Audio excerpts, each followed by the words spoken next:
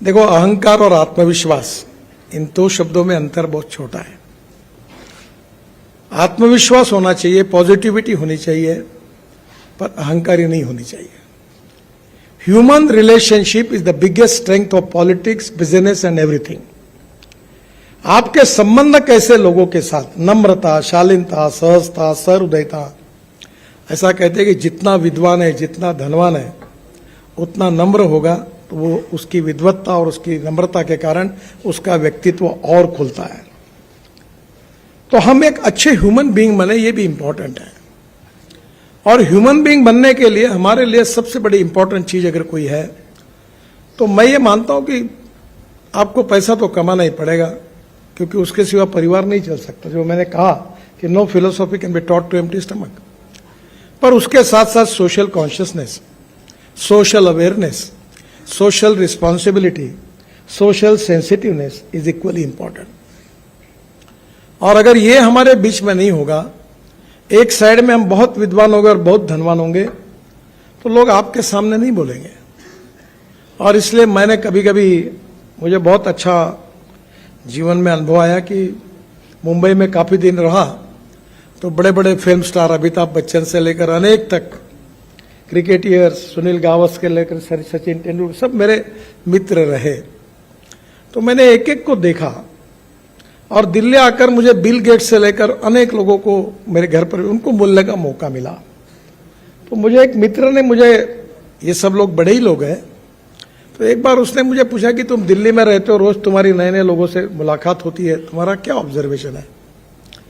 तो मैंने उनको, एक मेरे मुंह से निकल गया कि जिन लोगों को मैं बहुत बड़ा समझ रहा था, उसके नजदीक जाने के बाद, अनुभव लेने के बाद मुझे पता चला कि मैं उनको जितना बड़ा समझ रहा हूं उतने वो बड़े नहीं है।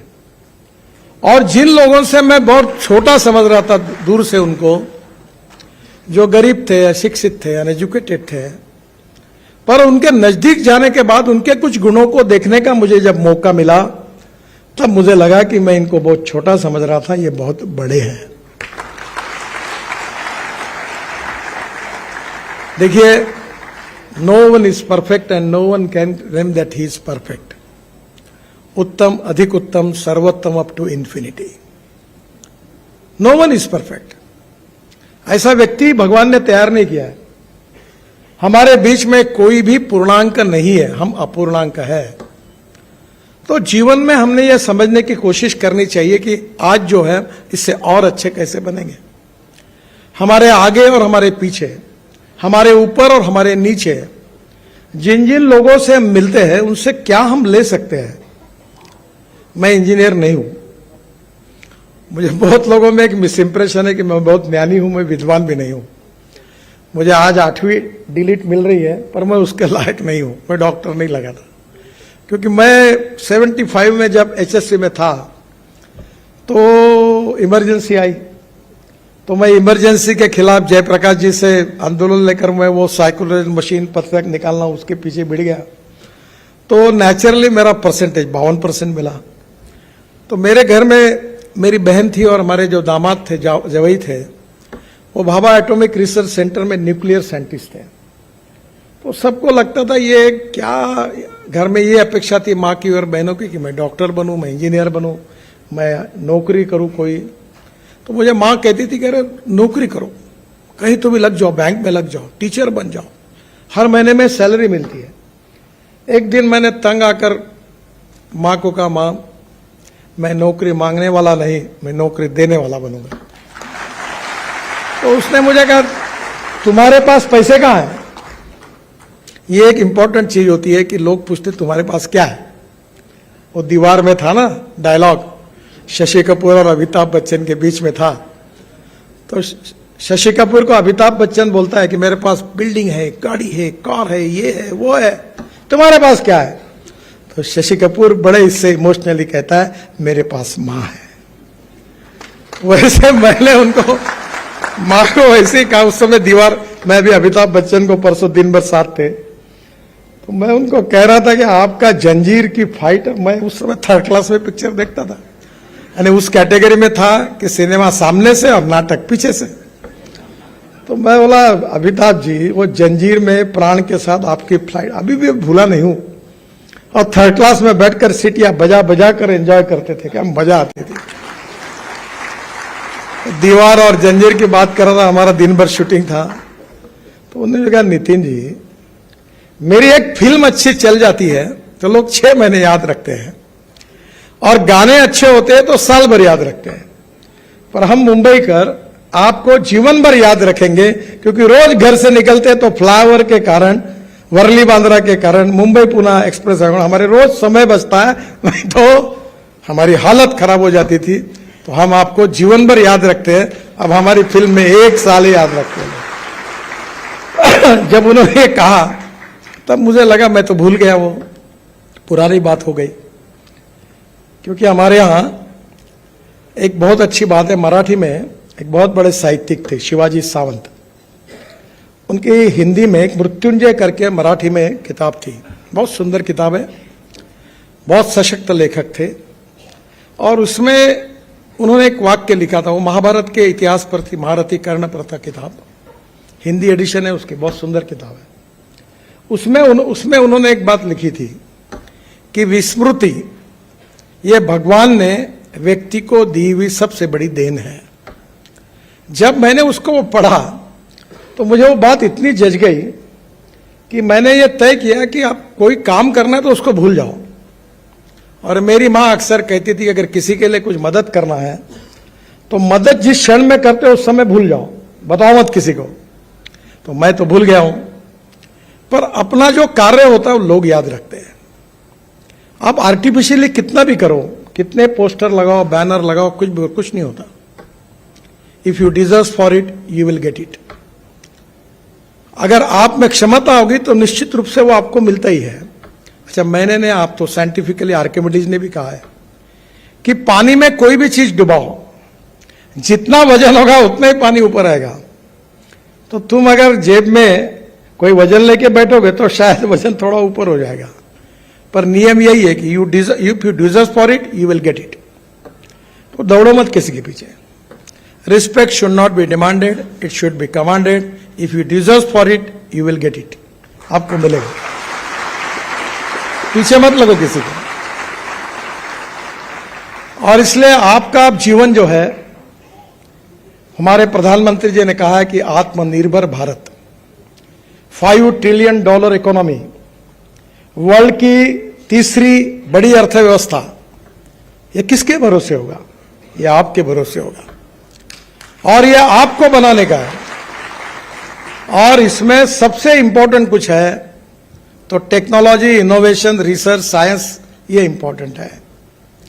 और आपको मैं बताता हूं कि हमारे यहां स्टार्टअप आ रहे हैं, नए नए लोग आ रहे, इतने प्रयोग। मैं ऑटोमोबाइल सेक्टर में उसका मंत्री हूं। मैंने अभी मर्सिडीज की एक कार लॉन्च की, इलेक्ट्रिक की। तो जर्मनी से जो चेयरमैन आए थे मुझे बता रहे थे कि इसके बाद हम केवल इलेक्ट्रिक गाड़ी बनाएंगे। अब एलएनजी का एक ट्रक मैंने चाकण में ब्लू एनर्जी का ये किया, जो एक समय 1600 किलोमीटर चलता है, डीजल की तुलना में 50 मीटर कॉस्ट बच जाती है।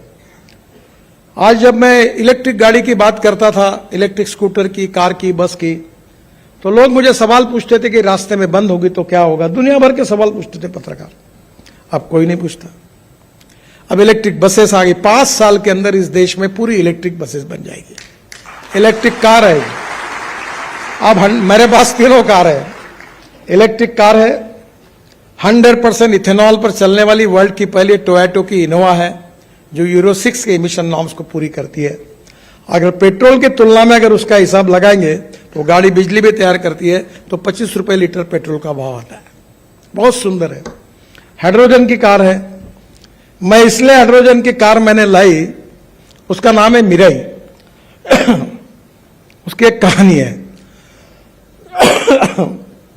मैं जब ये टीवी इंटरव्यू में, आजकल मैं तो नहीं सुनता मेरे इंटरव्यू, पर मुझे यूट्यूब से 2.5 से 3 लाख रुपए महीना मिलता है, इसका मतलब लोग बहुत सुनते हैं। तो मेरे पत्नी ने एक बार खाना खाते हुए मुझे कहा कि आप बोल रहे हो कि पानी से हाइड्रोजन निकलेगा और हाइड्रोजन से गाड़ी चलेगी, तुम्हारे ऊपर मेरा ही तो विश्वास नहीं बैठता, तो लोगों का क्या बैठने वाला है? तब मेरे ध्यान में आया कि मेरे बीच में, मेरे और लोगों के बीच में बहुत बड़ा अंतर है। तब मैंने विक्रम किर्लोस्कर जो टोयोटा इंडिया के चेयरमैन थे उनको फोन किया, विक्रम मुझे हाइड्रोजन की कार चाहिए। बोले, वो बताने लगा, बोला I don't know reasoning, I like people who can get the things done. क्या प्रॉब्लम है वो तुम्हारे? नहीं वो ऐसा है, देखो एक बात याद रखो, I always telling to people, there are some people who convert problems into opportunities and there are some people who convert opportunities into the problems. मुझे मालूम नहीं, मुझे कार चाहिए। उसने मुझे कार लाके दी, उसका नाम है मिराई। मिराई यानी जापानी वर्ड है, उसका अर्थ होता है फ्यूचर। मैं जो आपको अपील करने वाला हूं वो फ्यूचर जो है, इसका मतलब hydrogen is a fuel for future. The futuristic vision, futuristic technology and A futuristic planning is very very important. You can donate eye, but you cannot donate vision. Lack of vision is a problem. और उसमें काम करने के लिए strong political will, decision making capacity, team work, अगर ये तीन छोटी छोटी बातें आपके पास होगी तो you can make miracles. और हमारे देश में आज वर्ल्ड की सबसे ज्यादा इंजीनियरिंग ट्रेन मैन पावर अगर वर्ल्ड में किसी देश में है तो वह हिंदुस्तान है। पर मैं आपको एक ही अनुरोध करूंगा कि हमारे देश में जो ग्रोथ होती है वो 22 to 24% फ्रॉम मैन्युफैक्चरिंग सेक्टर, 54 से 56% from service sector and 12% from agriculture and allied sectors. मैं आपको अनुरोध करूंगा कि गांव, गरीब, मजदूर और किसान, जल, जमीन, जंगल और जानवर, इस पर आधारित टेक्नोलॉजी को डेवलप करो। चलो गांव की ओर। अब स्मार्ट विलेज, स्मार्ट सिटी नहीं, स्मार्ट विलेज बन सकता है। मैं कृषि क्षेत्र में काम करता हूं, मेरे क्षेत्र में 10,000 किसानों ने आत्महत्या की है। मैं बिजनेसमैन नहीं हूं, न मैं इंडस्ट्रिस्ट हूं, पर मैं जो एग्रीकल्चर में काम करता हूं उसका टर्नओवर 2,500 करोड़ है। मैं 15,000 लोगों को रोजगार दे चुका हूं। यह संभव है कि आपकी टेक्नोलॉजी का उपयोग करके, अभी हम लोग बांबू से इथेनॉल बना रहे हैं। अभी जो बात हुई पानीपत में, मैंने पीछे पढ़कर, हमने एक बड़ा इंडियन ऑयल ने उद्योग शुरू किया है कि जो परली जलाते जिसके कारण दिल्ली में बहुत प्रदूषण होता है, परली से 1 lakh litre ethanol, 150 tonne biobitumen और 76,000 tonne per year bio aviation fuel, sustainable aviation fuel. ऐसी ही और खबरों से हमेशा अपडेट रहने के लिए चैनल को सब्सक्राइब कर लीजिए और वीडियो पसंद आया हो तो लाइक और शेयर करना ना भूलें।